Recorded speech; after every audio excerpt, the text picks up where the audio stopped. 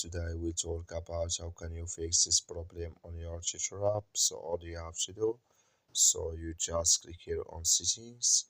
So then it's going to take you to this list here. It's going to show for you like this. Then you go down here, then you click here on apps. Come to apps list here, and there you're looking for Tether app. Then you click on search. So then here at Tether app, it's going to show for you like this. Click on it, then it's going to take you to this list here. Just click here on first stop, then you click here on OK. So then you go down, just click here on storage, come to storage list here, just click here on clear cache.